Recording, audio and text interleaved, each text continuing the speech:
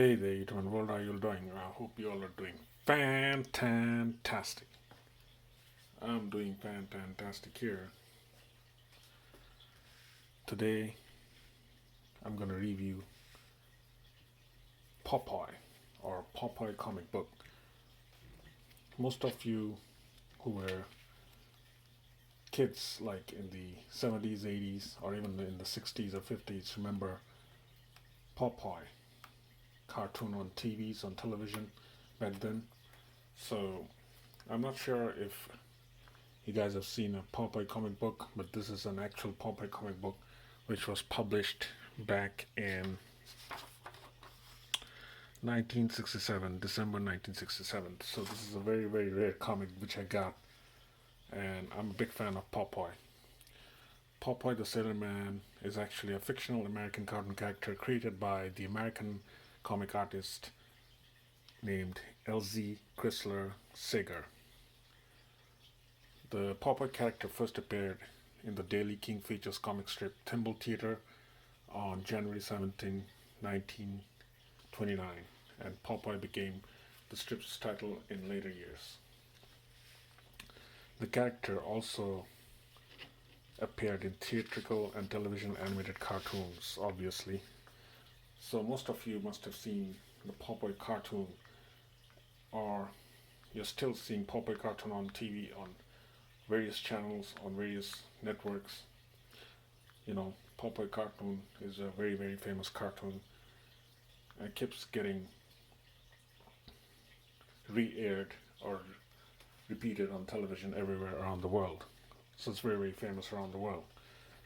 But Popeye comic book is actually the lesser known of the Popeye franchise.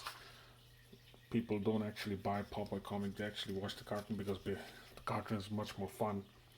But I wanted to do a review on a Popeye comic book since I do review on comic books and not cartoons, animated cartoons. So when it comes to the Popeye comic, there have been a number of Popeye comic books from Dell, King Comics, Gold Key Comics, Charleston Comic, and others. So this is actually one of them, one of those comics that was printed and published. Excuse me. In the Dell Comics, Popeye became something of a crime fighter, thwarting evil organization and Pluto's criminal activities. The new villains included the numerous Miss Mismert dwarfs who were all identical. Popeye appeared in the British TV comic, becoming the cover story in 1960 with stories written and drawn by Chick Henderson. Pluto was referred to as Brutus and was Popeye's only nemesis throughout the entire run.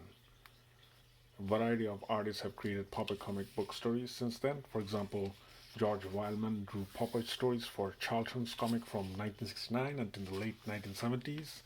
The Cold Key series was illustrated by Windman and scripted by Bill Pearson, with some issues written by Nick Cutie. And back in 1988, Ocean Comics released the Popeye special written by Ron Frontier with art by Ben Dunn. The story presented Popeye's origin story, including his given name of Ugly Kid with a double D, and attempted to tell more of a light-hearted adventure story as opposed to using typical comic strip style humor. The story also featured a more realistic art style and was edited by Bill Pearson, who also lettered and inked the story as well as the front cover. A second issue by the name of Creative Team followed in 1988. The second issue introduced the idea that Pluto and Brutus were actually twin brothers and not the same person, an idea also used in the comic strip on December 28, 2008 and April 5, 2009. In 1999, to celebrate Popeye's 70th anniversary, Ocean Comics revisited the franchise with a one-shot comic book titled The Wedding of Popeye and Olive Oil, written by Peter David. The comic book brought together a large portion of the casts of both comic strip and the animated shorts, and Popeye and Olive were finally wed after decades of courtship. Yay! However, this marriage has not been reflected in all media since the comic was published. So as you can see, Popeye comic book has a big history. I actually bought this Popeye comic book just to add to my collection. I'm going to try to collect a lot of other Popeye comic books as much as possible because I really like the artwork of Popeye. And I really enjoy Popeye. I've been enjoying Popeye since I was a kid. I love the characters, Popeye, excuse me, Olive Oyl and Brutus.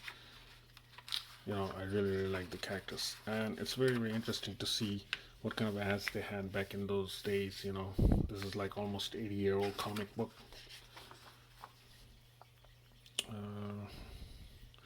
No, it's actually a 50-year-old comic book. So this comic book is 50 years old, and you can see what kind of ad they had. So just for keepsake, I wanted to buy this comic and collect it and add it to my collection. I'm going to read it, of course, because I usually don't preserve comic books. I just read them like I used to do when I was a kid. So I'm going to read this as well. Hopefully I'm going to get other classic comics whenever available. All right, stay cool, everybody, and stay fantastic. Oh yeah.